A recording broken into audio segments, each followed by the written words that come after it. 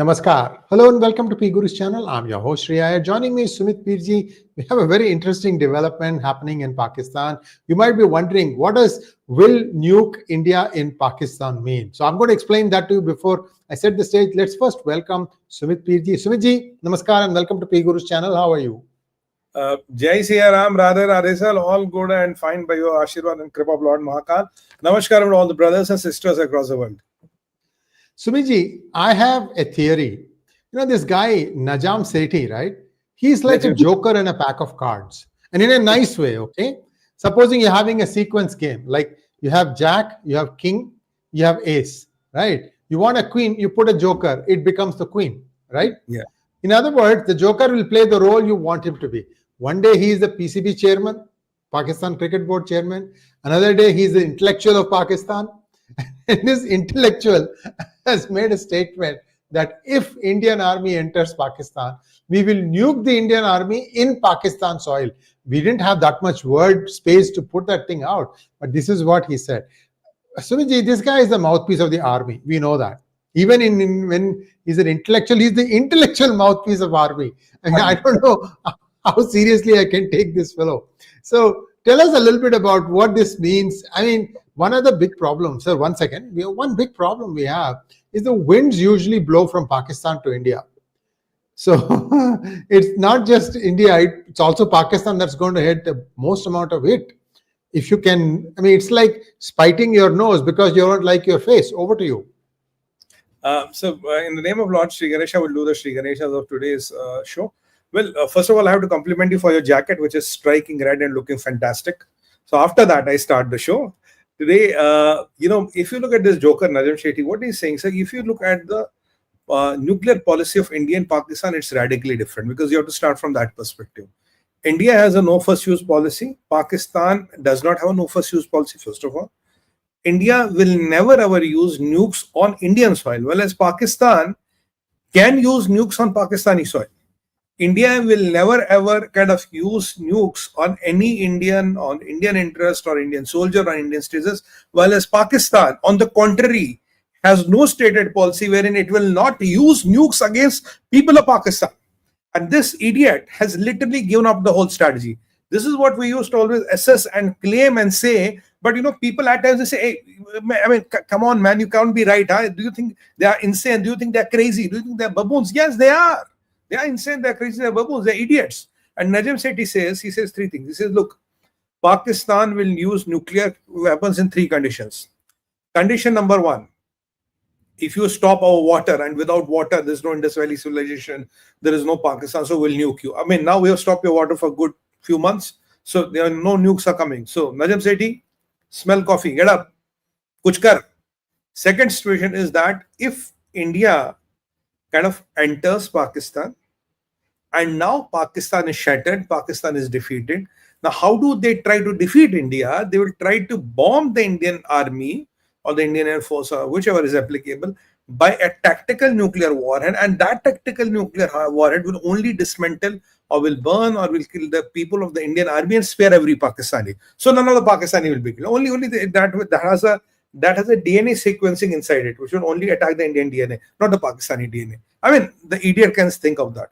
Third situation is when you have entered our country and you are already thinking of dividing the country into two or cutting Pakistan into four parts. Now, what I can see, I mean, one thing is you keep aside the crap he's talking. I mean, if you get in the technology of it, this man should be running the Pakistan, garbage committee. He should be the chairman of Pakistan garbage committee, not the cricket board at least, because that is the level of his brain. Sri sir, I'm seeing a very visible paranoia in Pakistan. I'm seeing a visible fright in Pakistan. I'm seeing Pakistan has been terrified to the maximum extent possible since its inception. Because if you look at all the three, you stop our water, we'll nuke you. It's again repeating of the rhetoric. Bhai, we have stopped your water. Go and what the hell can you? Now they're saying, no. When you will build a dam to stop the water, we'll send missiles to that man. So you are thinking that, okay, for next 3-4 years, don't ask us to do anything. We'll wait for the dam to come up. When the dam will come up, we'll send missiles. What do you think? We have nothing to do by that time. We have no air defense. We have nothing to do. And if you send up missiles here, what are you going to do there? You have those two old aging dams, Mangla and There's one more dam, I can't remember that, Mangla, and one other dam which is old and aging, and your 30 to 40% of the hydropower comes from that. Do you think those two dams will be intact if you try to attack our dam? No, it won't be. So Pakistan, wake up, smell coffee. Second, we have been always saying we'll break Pakistan into four. And Pakistan has been always saying, oh, they can't do it. It's none of the Indian army can never do it. We are those martyrs, we are those Ghazis, Ghaznis, we are those Islamic warriors which will defend and all that. Now, if you are so confident about yourself, you are so confident about your army, so why should you imagine a situation India will come and break Pakistan into 2 or 4 parts? That should not be the case. You are the most powerful and the most vibrant army on planet Earth. But yeah, though you have lost all the 5 wars which you fought. That's point number 2. Point number 3, then when Indian army is on Pakistani land, Pakistani army has given up, Pakistan is falling, Pakistan is surrendering, then some mullah will come from the masjid and he'll go and have some access codes. He'll go to his cell phone, which will run on a Pakistan telecom network and will be a Chinese phone. Then he will log into that and then he will press the access codes and then nukes will come. And the tactical nuclear warheads will exactly fall where the Indian army is, and it will only kill the Indian army and spare Pakistan, and there will be no radiation, there will be nothing. And by the virtue of that, Pakistan will kill Indian military on the Pakistani soil and nuke Pakistan and Pakistanis by Pakistani tactical warhead on the Pakistani soil.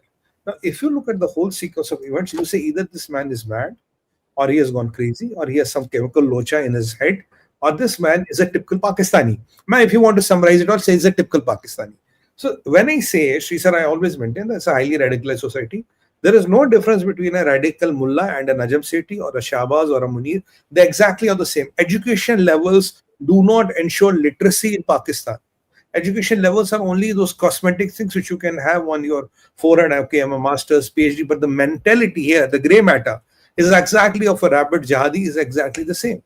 But the thing is that when he talks on a public forum and TV is also mentioning about some 𝗟𝗡𝗏𝗄𝗧 interview and all that, I don't know why all people get to interview such people.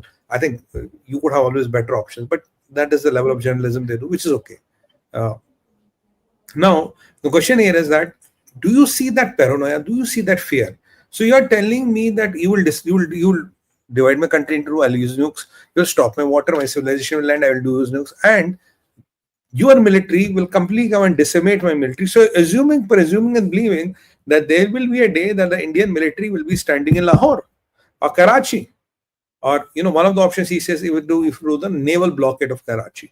We did a naval blockade in Operation Sindoor. Why don't you know it, Najam Sethi? Come on, wake up and smell coffee. We did naval blockade of Karachi. Everybody acknowledges that. So the question here is, whatever your nukes had, if the command and control was under Noor Khan, it doesn't exist. If they were in Kairana, they're already leaking. So the question is, how many nukes do you have? Are they working? And what about these tactical nuclear warheads?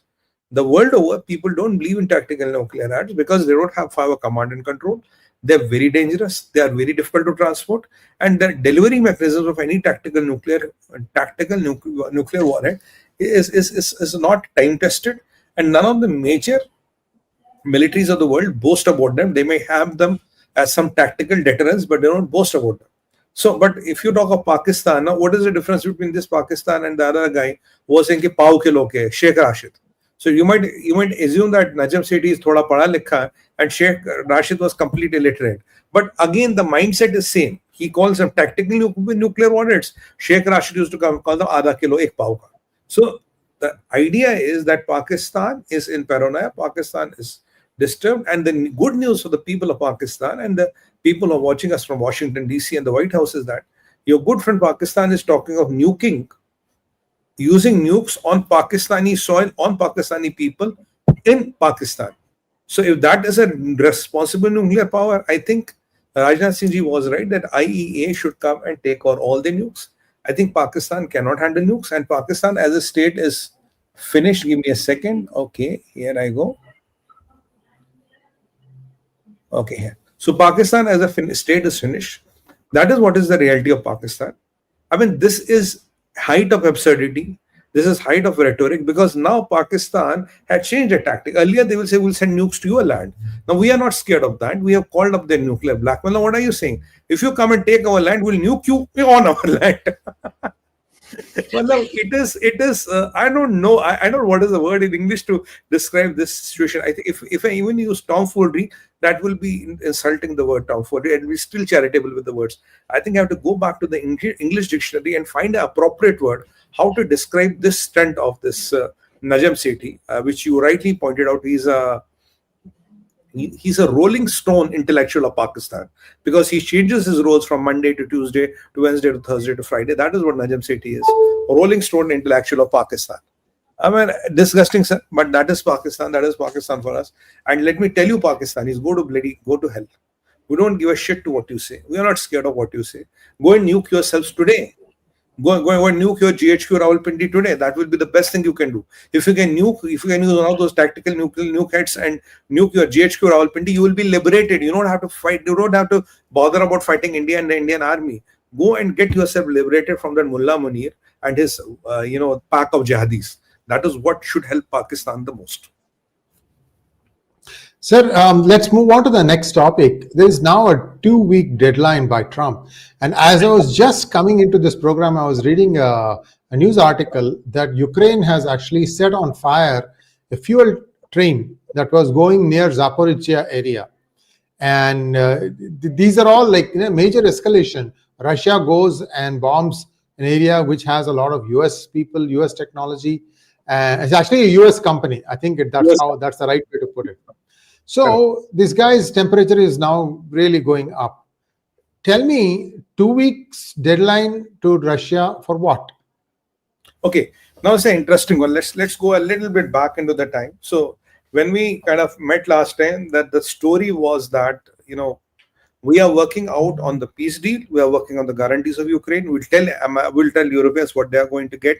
We'll tell Europeans for what they are footing $90 billion bill, and Putin will be meeting Zelensky, and Zelensky and Trump trilateral will happen. That was the latest buzz on the town. And the Russians that day said, look, we are not in a hurry. You finalize the agenda, give us the agenda, we'll definitely meet. That is where it ended. Now, after that, some interesting things happened. And suddenly, Trump came up and said, possibly we don't have a deal. The deal may not work at all. So, okay, it may not work at all. So we don't know. Then he says, okay, invader should have the right. You should have the right to fight the invader. So he's hinting at the deal may not happen. We have the right to fight the invader. That is, Ukraine should be allowed to fight back. So suddenly, from finding and working on the nitty-gritties of the deal and who is doing what and what is the defense apparatus and security going to be, you came back yesterday and said there is no deal and deal may not conk off. Things may not happen. That is the end of the story. Ukraine will be allowed to fight back. Now, when we move from that, now today was our evening, and President Trump was addressing the media in the White House. So they asked him a question: what is latest on Russia, Ukraine? So he flashes a photo of himself with the Putin and says, we met together, and the picture is good, and he's going to see the FIFA World Cup in Washington, in America in 2026. He may come, he may not come, depends what happens. I wanted to show you this photo because he wants to be seen as that deal maker. And my photo is not so good, Putin's photo is good. But that's the humor of it. Now, what are you doing, Mr. President? What is happening? He says, I don't know, because Russians before this categorically announced that Putin will not meet Zelensky till that time there's a solid agenda.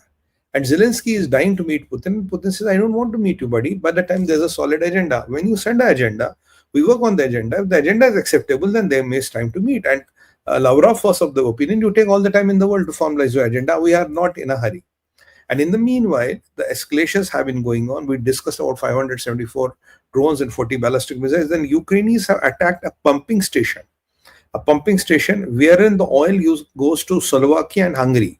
Now, Slovakia and Hungary are still buying Russian oil, by the way. They have said it will take us 5 days to kind of, get the things under control. So it is an escalation. So Ukraine is trying to hit the energy resources of Russia wherever they have. But Putin is very determined to win the war. Now, what happens is suddenly, when Trump sees that Europeans are not biting the bite, no 90 billion on the table, there is no security apparatus which is workable. Zelensky is not agreeing to anything. Any proposal which we say has to be acceptable to Russia. And yesterday, what was important that they tried to put a bait. The bait was, she said, that can we have European troops on the ground? If American troops are on the ground, okay, European troops on the ground. Russia categorically said no foreign troops in Ukraine in any way whatsoever. If there is even a one foreign troop in Ukraine, that will be no agreement, no ceasefire. Zelensky believes my only way to ensure the agreements or the deal or whatever is said or agreed will be enforced if I have foreign troops on Ukraine, because then if Russia attacks and these troops defend Ukraine, then by default their countries will get involved. Now, who wants to bell the cat? The UK has 40,000 troops, they don't want to do it. Luxembourg has 940, they don't want to do it. And definitely America doesn't want to do it. America categorically said no air force, no navy, no troops on the ground. We'll only give you interceptors. That's maximum we can use. You have to buy them. So after that, the things started changing on. Now the things are, Europe is drifting away. Nobody has the money. General Root doesn't have an answer. Zelensky doesn't have guarantees. Russia is not agreeing. Putin is not giving the dates. And Merkel and Macron are very unhappy. He said, look, we told you, Mr. Trump, there can be no talk without the ceasefire. You insisted a talk should be there. And Putin wanted that there should be no ceasefire. And even Zelensky wanted that there is no ceasefire, because as long as people keep on dying in Ukraine, Zelensky gets the political mileage or the fodder for his illegitimate government. That is what Zelensky wants. So there are people who have conflicting interests here. There are people who don't have interest here. So looking at this situation, and obviously he must have been briefed by his intelligence community. Today, Trump came up with something very important. He says, look, I am giving 2 weeks. In 2 weeks, we'll see how the situations pan out. If situations are going somewhere, we'll take a call. If situations are not going anywhere, I will take a call. Now, asked, what are you going to take a call, Mr. President? He said, there are 3 things in my kitty. 1, I'll impose super sanctions. Right? I'll impose super sanctions. That's option number 1. Second, I'll impose super tariffs. That's option number 2. Option number 2B. It can be both sanctions and both tariffs together. And there's option number 3 also. What is option number 3? Hey, we say it's your war, go and fight it out. That's not our war. We just walk out. None of my problem. Go and settle it amongst yourselves. He says, depending on the outcome, we'll want to get into either of the 3 situations. And this is what we are going to do. But here, things take a bit of a turn.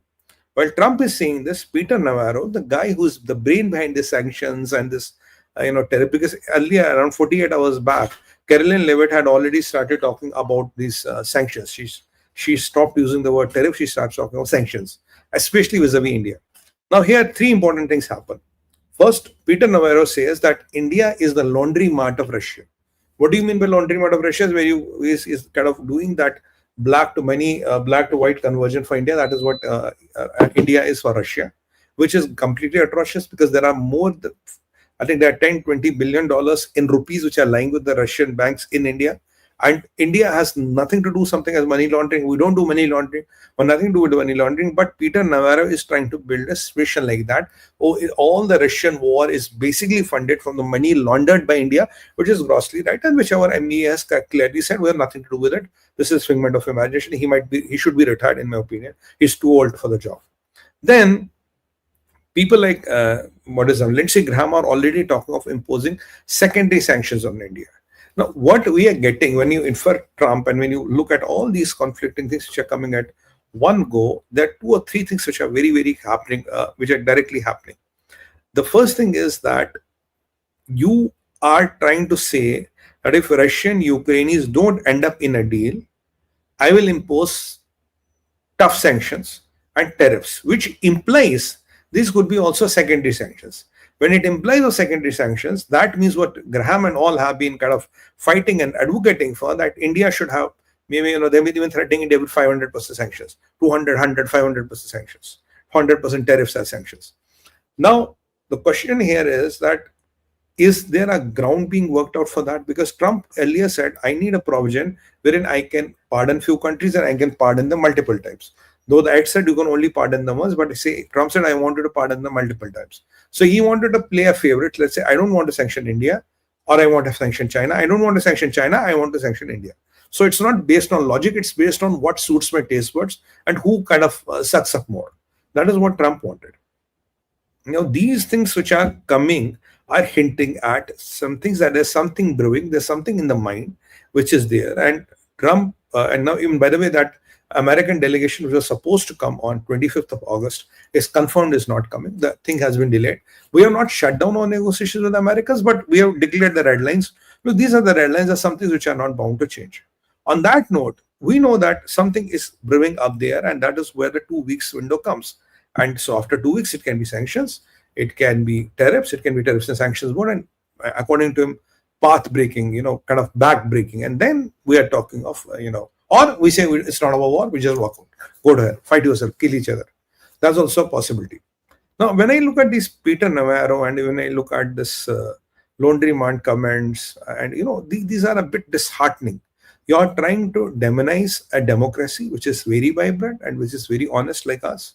And if you look at Nikki Haley's, article, if you look at John Kerry's today speech, John Kerry's comments, and if you look at a lot of eminent American voices, except the old and new, they are coming and they're talking that whatever you're doing, Mr. Trump, is atrociously wrong. You are killing the relation. You have brought it to a 1971 level. I mean, that is what I used to say. Now I'm seeing a lot of things, people in the media, some of the eminent people talking, we have brought it to 1970 level. And what you are doing, all your actions are helping either this jihadi Pakistan or autocratic China. Now, this is what is happening. Now, things take a turn. Things take a turn. Now, a turn here. But Trump is not very happy with what is happening. Trump, though he is wearing a red hat and all, but he looked confused and nobody was speaking except Trump. Now, first you had a fallout with Elon Musk. Then you started having fallout with all the people who are near and dear about you. Now, the BLS chief, Dr. 𝗟𝗡𝗙𝗐, you fired. Now, there are a lot of people which have got fired. Again, we're coming to that. But before that, I want to touch on the issue of John Bolton. John Bolton, his formal NSA. John Bolton made a couple of statements and a couple of tweets on the social media. He said, look, he's the one who started this, what's happening? Sorry. He's the one who started this, taco Trump thing. He said, taco thing and all that. Now, John Bolton's house in Maryland got raided by the FBI. The allegations on him are you have compromised the national security, and because you have compromised the national security, your house has been raided. Now, because John Bolton was of the view, there is no point of putting tariff on India. You put 25% tariff. Why have you put another 25% tariff? Because not on India, not on China. What is your logic? Oh, it doesn't beat the logic. What are you trying to do? So that is what the kind of John Bolton has been talking about. And he has been criticizing Trump's policies, which are not based on logic, which are based on who is my favorite and who is not my favorite, which is quite logical.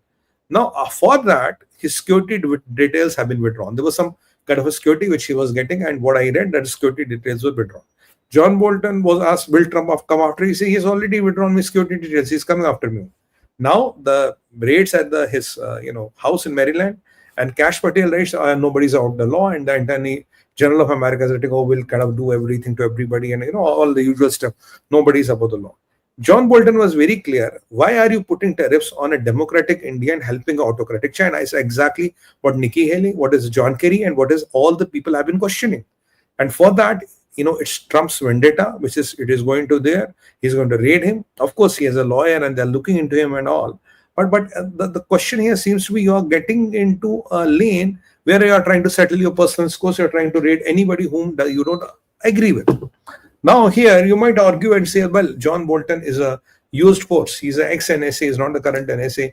He might have been very important, prominent, but he is not the man in charge. But there's one statement of John Bolton I will want to highlight. He says, the current Treasury Secretary does not understand the China-Russia equations and India-China equations. By doing this, your government is pushing India, China, and Russia together, especially China and Russia and India and Moscow very together. And this doesn't help the democratic interests of the world and the interest of the America in Indo-Pacific. This is exactly not what America should be doing. And Nikki Haley has kind of explained it on supply chains and military and a lot of things where America needs India. And she says, you should immediately go and talk to Modi ji and settle it out. I mean, there's no point of doing this with the world's largest democracy. Now, John Bolton, again, getting penalized for this. And things go worse from here. And now, we were talking about these people. You can say, okay, Nikki Haley, ex-presidential candidate. John Bolton, ex-NSA. Now, if I take you here, now, Trump has asked Pete Hegseth, which is believed to be, and he has fired a couple of important people. The first name on the list is General Jeffrey Cruz. He's the head of the Department of Defense Intelligence. Like, he's the person who kind of heads the military intelligence of America. He has been fired. The reason which I believe to be there is because when the attack in Middle East happened, Fardo, Isfahan, and Natanz, the quantum of damage which American attack did, it was a substantial attack. Here, Jeffrey Cruz supposed to have spoken to the media and said, well, the quantum of damage is not what Trump says. Trump says it's destroyed, it's obliterated, it's gone, we have won the war. He says, yes, we have impacted them. They might have gone few months back in time, but it's not completely destroyed and dismantled. It's not, we have kind of obliterated them. What Trump was saying. Now, it is believed that Trump, if he doesn't like a person, if you're not singing his tone, he'll get rid of you. So he's a very high-ranking general who has been asked to go, and his department reports to 𝗠𝗢𝗙 𝗢𝗂𝗏 department. I mean, I have not seen any comment on 𝗠𝗢𝗙 on this. I don't know what does she think about this. So this is kind of a very, very high-ranking officer who was just fired because he does not agree with Trump's point of view on a particular subject. Dr. Erica, the head of BLS, is again fired because she does not agree or her numbers do not suit the taste buds of Trump. So he gets fired. Then there is General David Ellwin. He's one of the topmost generals of the American Air Force. He's retiring 2 years in advance because possibly he was asked to retire. So now Preet Hegseth, I think he assumed office in January, February. In last 4 or 5 months, he has fired some of the very high-ranking generals and officers within the American defense establishment, which the Americans and the soldiers and even the American people are not happy about. Then that C.Q. Brown Jr. Then there is this General Tim Hogg. These are some of the 4 prominent names which got fired in last 3-4 months. And we are not counting those people, colonels and all that. We are not even counting that.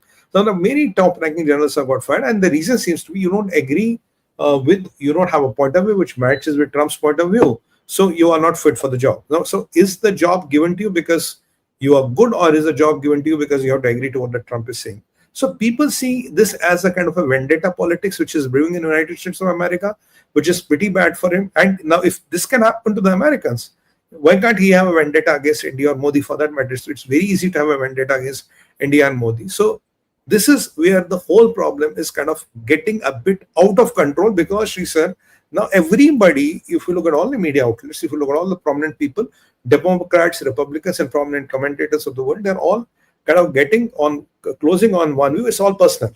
It's not objective driven. It is not logic driven. It's what I like. It's like that, fiefdom where you decide and you call the shots. So this is very bad. And when it happens in the world's oldest democracy, and the way world's oldest democracy is handling the world's largest democracy is bad. And I strongly object to this comment of Peter Navarro, where he calls India the laundry mart of the Russia. Well, that is not the case, Mr. Navarro. You're sadly mistaken. You're unfortunately wrong. Are the people who have told you this, either they're not aware or they are compromised. Like the Treasury Secretary doesn't understand the basics of the geopolitics. I mean, if you can pick up somebody like Steve Witkoff and make him the envoy to Putin, I mean, with due respect to Witkoff, I don't think he can do much there because Putin has been in this, in profession and of ruling and governing for last 30 years, when Witkoff is no match to him by sheer experience. But that is America's call, not mine. The things go to the next level after that. So when we had talked after this, now when this all fiasco is happening, there was an Economic Times forum, and Dr. Jaishankar was supposed to address this. But before that, let me take you 2 days back to Moscow. 4 or 5 things Dr. Jaishankar said from Moscow when the meetings with Lavrov and Mr. Putin ended in the press conference. First thing, Indian-Russian relation is the most substantial and solid relation after World War II. It's a very, very solid statement to make. India will keep on buying Russian oil. Second statement, which is very substantial. India will keep on buying Russian arms because Russians are okay with joint development and localized production in India and 100% technology transfer. That's point number 2. So a lot of deals are going the Russian way. They are not going the American way. Point number 3, he says there's a big budgetary deficit. I think that trade was 13 billion, it's 58 billion now. Now we have a deficit of around now $40-50 billion. Russians have agreed to buy a lot of stuff from India, and India is going to sell a lot of stuff from Russia, which India was not doing earlier because there were some, ifs and buts and all. So we are kind of now going openly with them, like the things like textiles, things like pharma, and things like few other things which were hit by the American tariffs will possibly go to Russia. But your question will be, will Russia be able to replace the market? No. But amongst a lot of countries which are opening, Russia will be one of the options.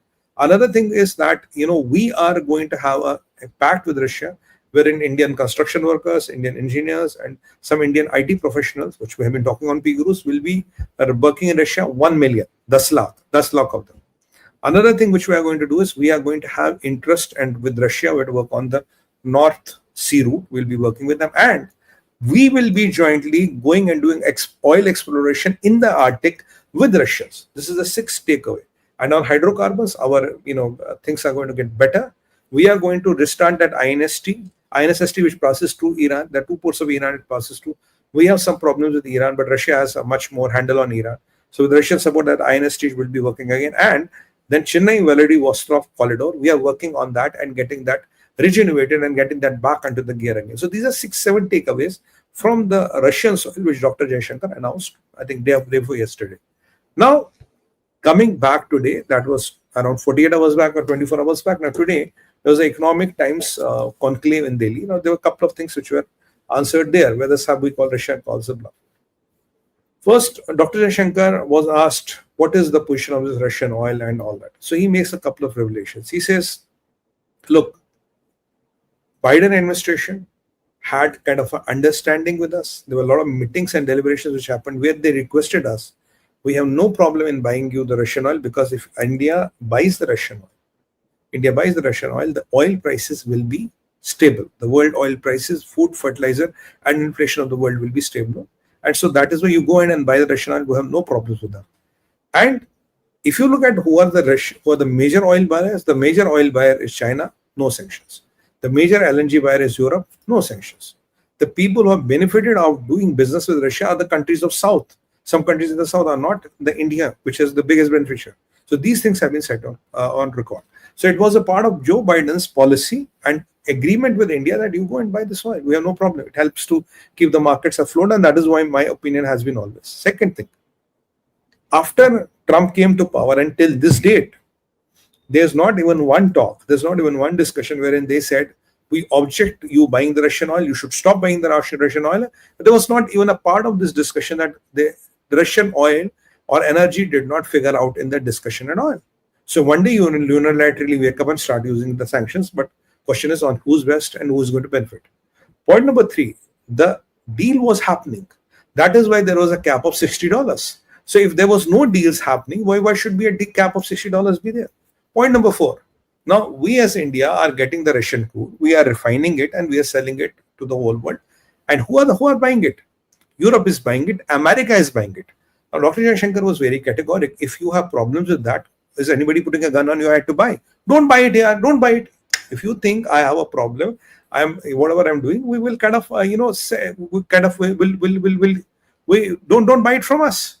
We are not putting a gun on your hand. Nobody is forcing you to buy from us. You have an option, go and buy from anywhere else. Who's telling you that? Another thing which came up was about this India-Pakistan thing. Now India-Pakistan ceasefire happened, and even Trump was claiming today. By the way, today Trump said that he has stopped 11 wars, 7 which he is counting, and there were 3 or 4 which were brewing. He intervened and stopped. So like this, by the end of the term, I think he should have stopped with 50 odd wars. I think 51. That should be a good number.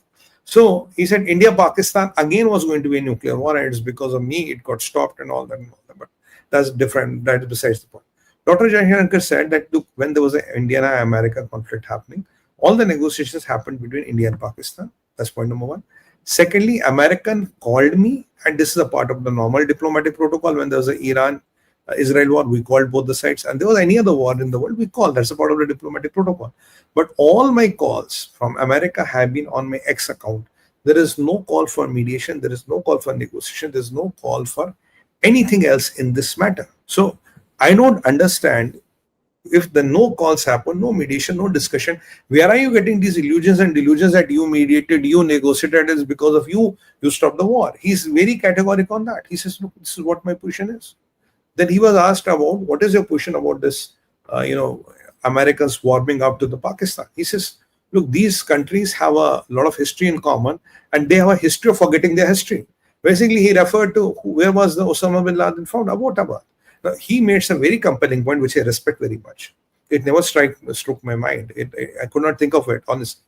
He said, there is an American military which goes into Pakistan and kills the world's biggest terrorist. And there's the same military which invites the general of Pakistan and wants to do some kind of a chit-chatting, chai, coffee pe charcha with him. And there is this Pakistani general who harbored Osama bin Laden, the biggest enemy of America, who killed maximum Americans, in his soil. And now this Pakistani general goes and carries some kind of a highest civilian honor for the American general. So either you forget your history or you have a habit of forgetting your history or not. And then we were asked, what about the India, America trade deal and all? Say, look, trade deal is here. We have a stand. We are standing by it. We want both the countries to come and solve it. And we have our red lines. Red lines are agriculture, dairy, fisheries, and a couple of other things which are a red line and which we are going to settle it out. And so, these are the things which are not only negotiable with America, which they are non-negotiable in any and all of our FTAs. So after these clarifications, which have been coming direct from Dr. Jaishankar, what happened in Moscow, what happened in today's economic times conclave, makes it very sure that these tariffs were unilateral.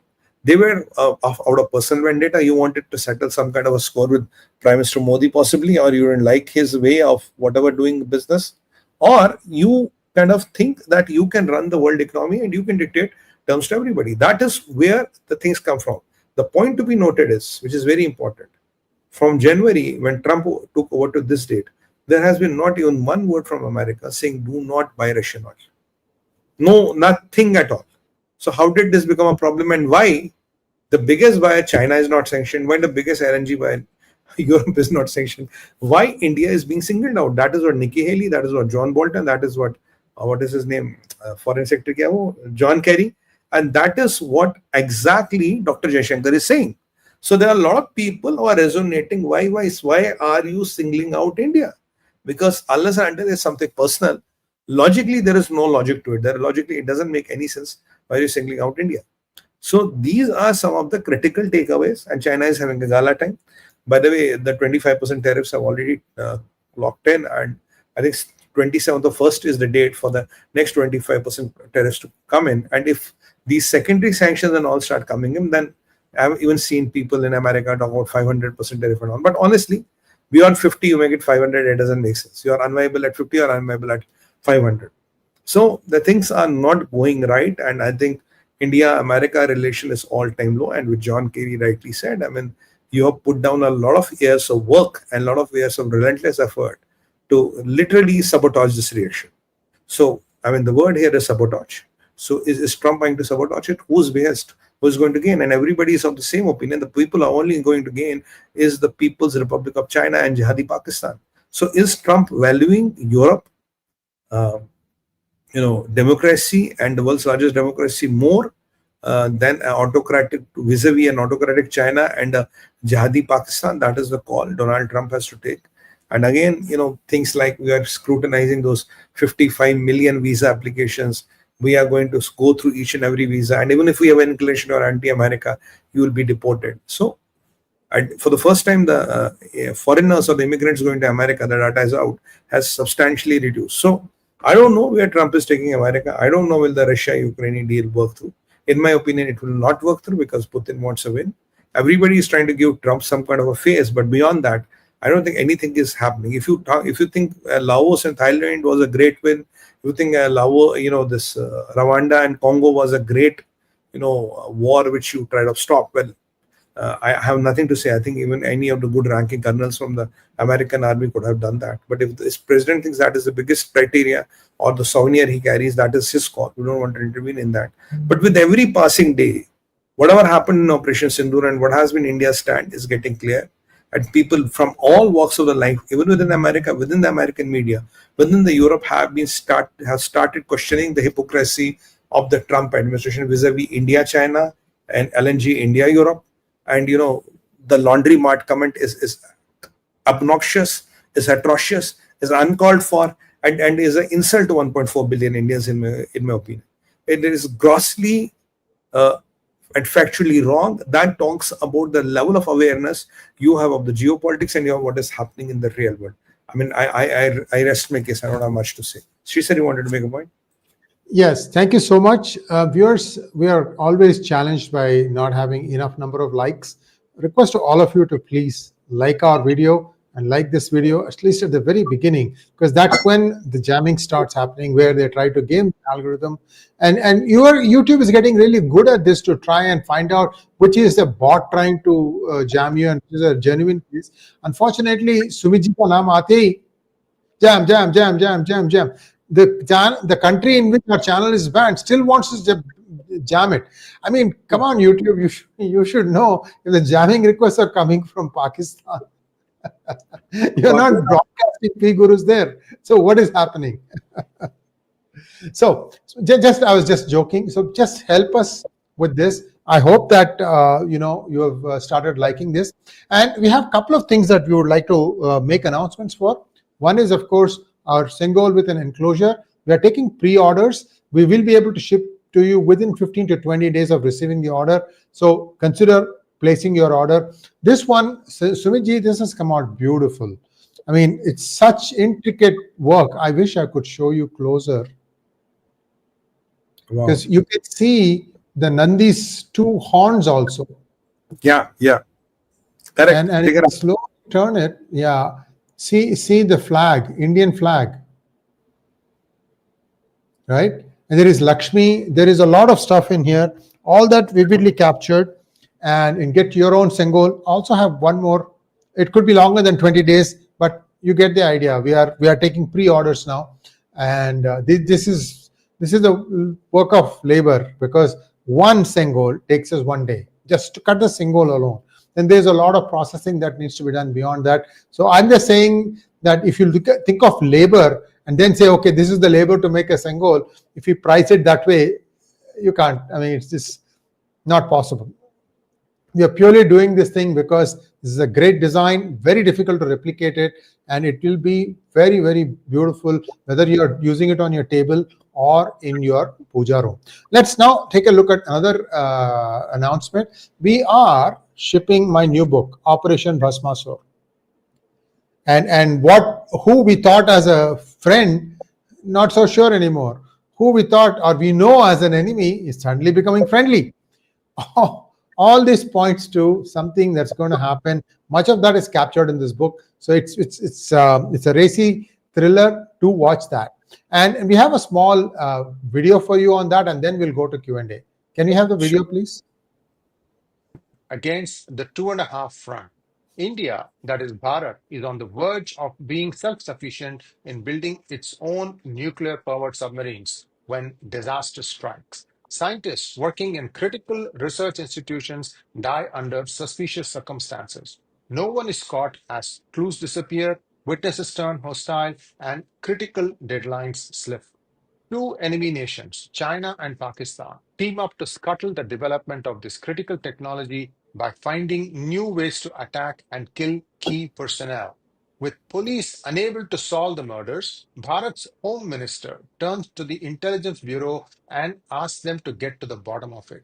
The IB head, Mike Srinivasan, turns to his ace team of Karan Dixit and Priya Menon. He tells them to not only find the culprits, but also teach the 2.5 country team inimical towards India a lesson they will never forget. They, with help from the Indian Navy, study the situation on the ground and come up with Operation 𝗪𝗲𝗀. A series of exercises are being planned in the open seas among the Quad nations, India, US, Japan, and Australia. The team uncovers a diabolical plot by China to use electromagnetic pulse, EMP, technology to bring down a friendly country's ship and cause friction among the Quad members.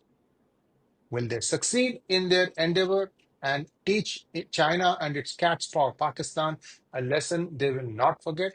Read this edge of the seat thriller from Sree Iyer, Operation 𝗪𝗲𝗀. Perfect. Thank you so much, sir. Thank you so much. Let's take questions now, please. By the way, I want one question to just to add.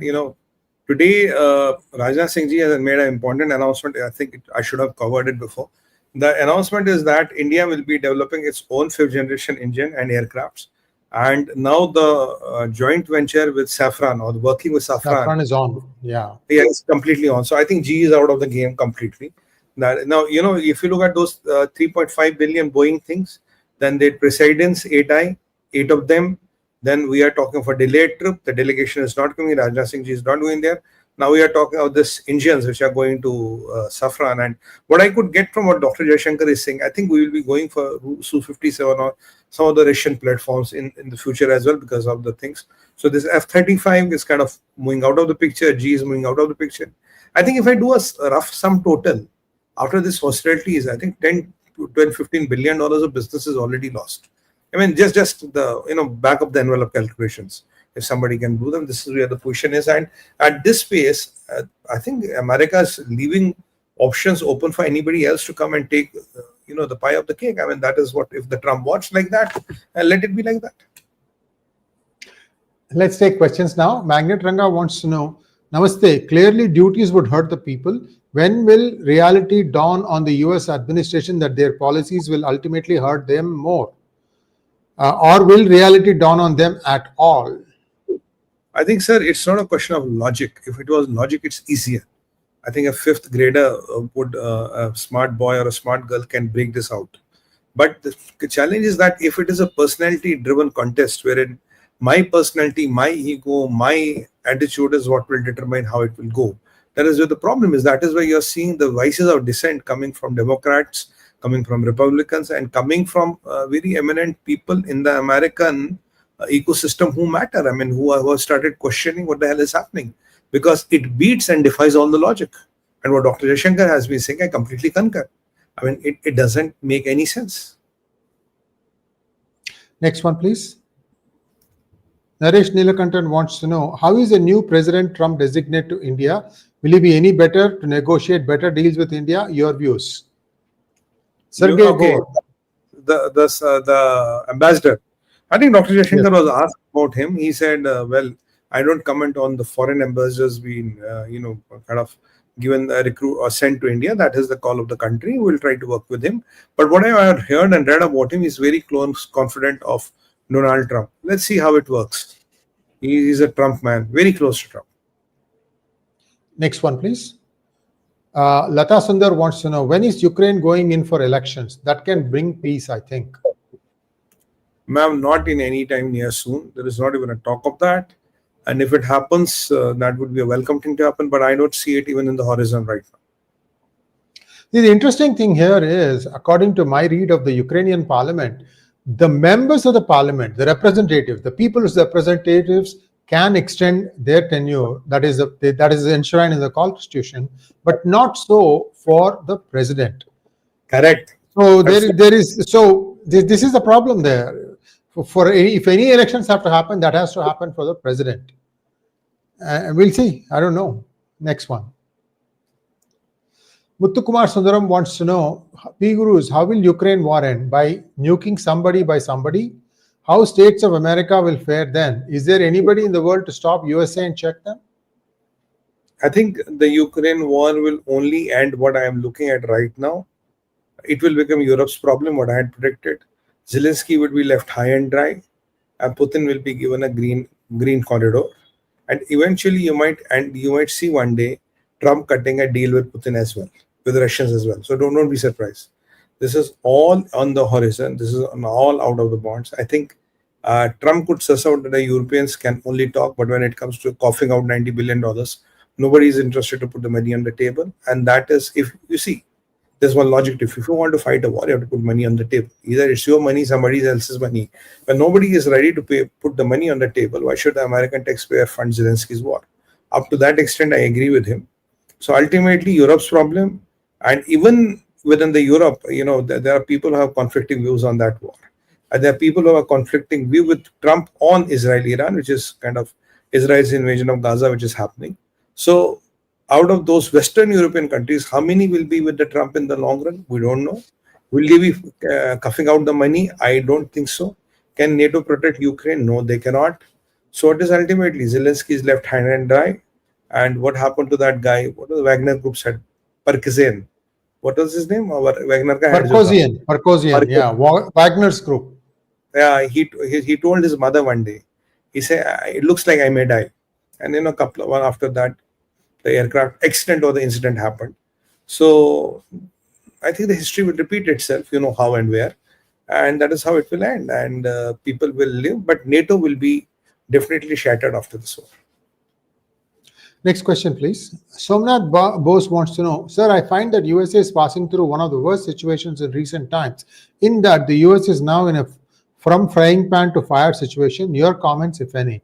I have something to say. Sumiji, if you want to add first or you want to start first. You start, sir. I don't know. So viewers, this is what is coming down the pipeline. And tomorrow at 7:30 p.m., not 7, usually we start at 7. At 7:30 p.m., Sree Iyer 𝗤𝗏𝗏 and I will be discussing some of the things that's coming through the pipeline. The Fed chair has finally hinted that there may be a rate cut in September. Normally, what do you think? If the rate cut is happening, then there is more money is available for industries to invest. But why is the rate cut being done? Because business is slowing down, firings are up, the recession seems to be already in play in United States. But the stock market is not reflecting that, it's been going up. So here is the thing, the moment they cut the rates, just see how fast US stock market falls. This is the view of even people like Warren Buffett. And this is, I hope I'm wrong about this, but look at this, the reality. Do you know that as a percentage of money, the amount of money that is in money market account? Money market account is something which is an interest paying account with your trading account. And that gives you basically, today is I think 4.23 or somewhere in that percent rate. So people have drawn money, they've sold their stocks and they're sitting with the smart money and waiting for the stock market to fall. So once the rate cut happens, then the stock market falls, then the recession starts taking even more layoffs, and then you have the second whammy hitting the United States, the effect of higher tariffs. I'm very, very, very praying that I'm wrong about all this. Let's see how it goes. I just want to add one sentence what you are saying. So you're absolutely right. And if you even look of today, Canada was very smart. They said we are pulling off all the retrospective tariffs. Now, a lot of people were questioning me, why is Canada pulling off the tariffs? I said, look, it doesn't help Canada to put tariffs. Like as per India, we have not put any retrospective tariffs on America, because our RBI is very clearly of the view putting retrospective tariffs on America is going to hurt us more than buying American tariffs. So, a lot of people are playing it very cool, but I think Trump has gone too far ahead, and I don't think he can really come back now. He has to swallow a lot of ego and pride, and I don't know, will he be able to politically live through this storm or not. I think every country today, Bosa, is looking for alternatives. Every system is looking for alternatives. People may not talk about it. Look, it was easier for Europeans to come and have a lunch and dinner at White House, but when it comes to coughing $90 billion, everybody has chickened out. Next one, please. Neelakantan Naresh wants to know, who is going to head US forces if more numbers are fired? Humanoids from Elon? We don't know. Even with Elon, you have Elon is gone, Erica is gone, Jeffrey is gone, that David Alvin general is gone, this Brown Jr. guy, Tim Walk. A lot of people are getting fired. I mean, and then honestly, I've seen the American Treasury Secretary, I've watched his full interview. I think somewhere down the line, I will agree to John Bolton. He doesn't seem to understand a lot of geopolitics. He's looking from India, America, and America-China relation from numbers. But you have to understand the ghost called Chinese Communist Party to understand China. It is not how you will look at India, how you will look at America. So somewhere down the line, I was always of the view, Steve Witkoff, he might be a great builder, he might be a great negotiator, but if you put him out in front of Putin, he's no match to Putin.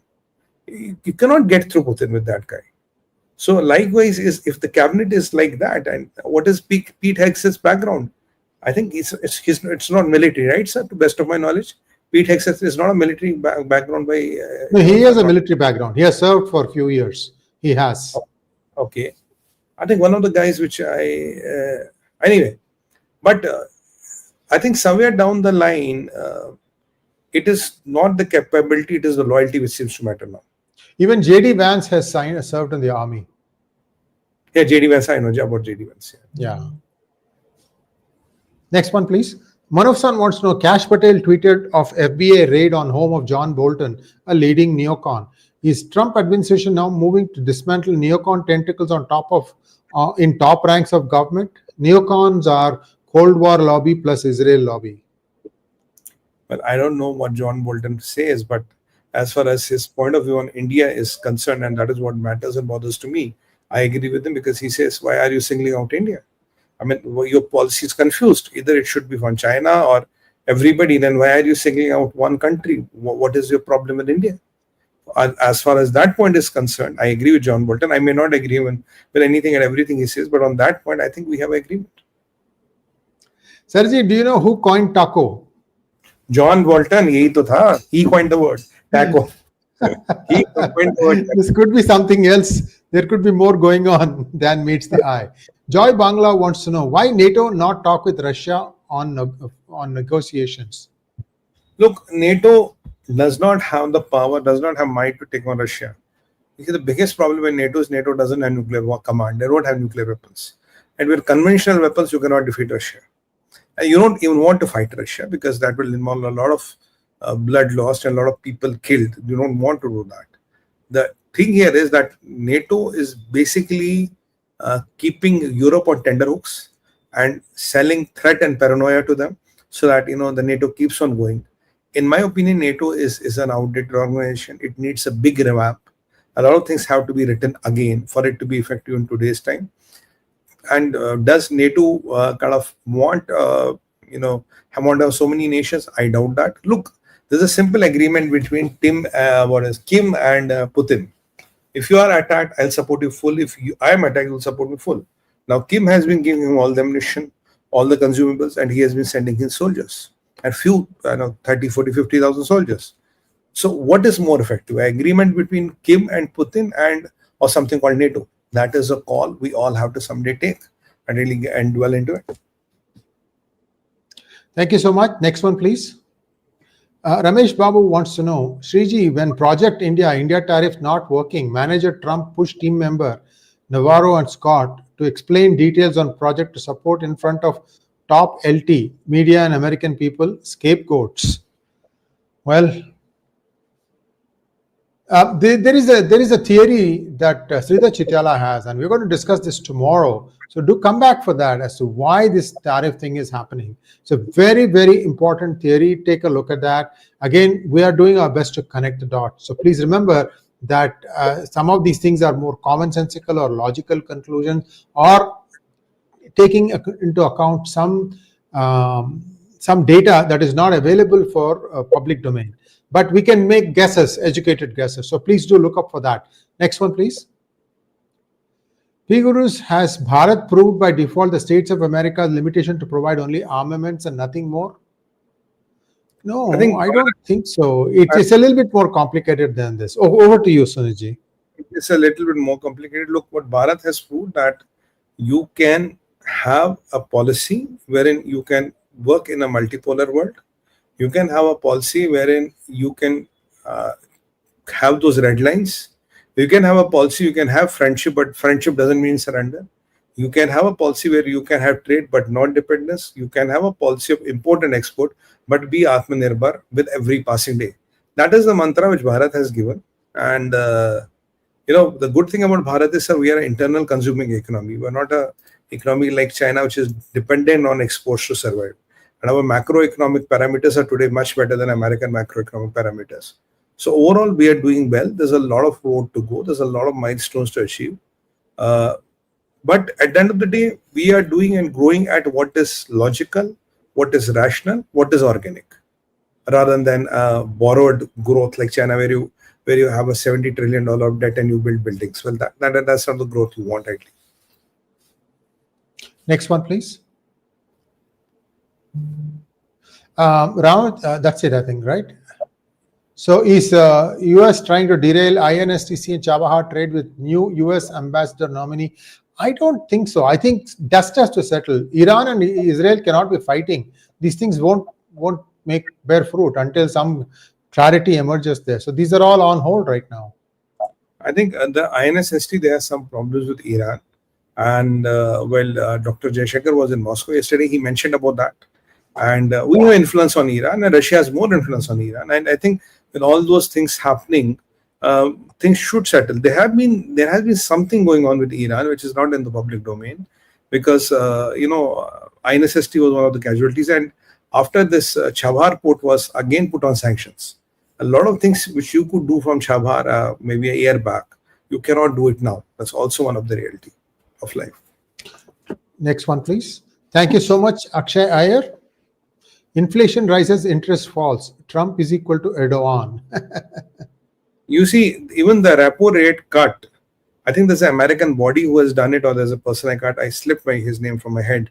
And it is believed that Trump pushed his way through for him to do it. That the economic conditions do not suggest or do not warrant for a repo rate cut right now, because it's the Trump's, do it now. So he kind of said, okay, boss, I'll do it. So thank you so much. And sorry, it just got cut. I thought you were done. Yeah. No, I think it's something which is not good. I mean, it's like byway or the highway. That's what looks to be happening. Thank you so much, Sumitji. That was a wonderful session. And now let's take the 𝗓𝗏𝗏 𝗏𝗏𝗏𝗏𝗏. My brothers, sisters, friends, please help us with like, share, subscribe.